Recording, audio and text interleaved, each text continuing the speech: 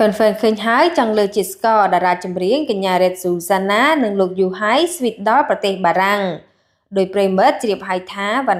văn thán nô rết du hái nâng rệt Susanna bàn sầm đáy caประគុំតន្ត្រីប្រកបដោយភាពជោគជ័យនៅសាល Sole Player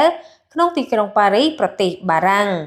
ជាមួយនឹងការចាប់អារម្មណ៍ការសម្ដែងរបស់សិល្បករទាំង5អ្នកគាំទ្រក៏បន្តការតាមដានសកម្មភាពជាពិសេសរវាងយូហៃនិងសាណាដូចគ្នាតាមរយៈការចែករំលែកវីដេអូទីក្រុងប៉ារីសមកគេសង្កេតឃើញថាម្ចាស់ពានកម្មវិធីប្រឡងចម្រៀង Rap យូហៃនិង Red Susanna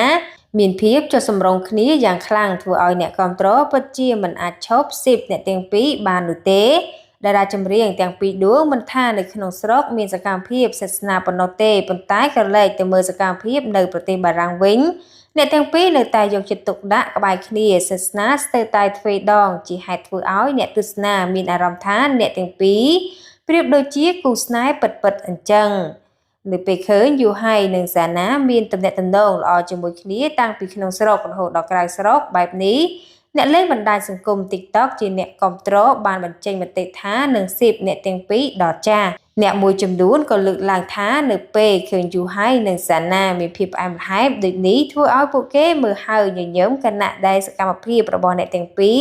ពិតជាមិនអាចធ្វើឲ្យអ្នកគាំទ្រឈប់ស៊ីបអ្នកទាំងពីរបាននោះទេ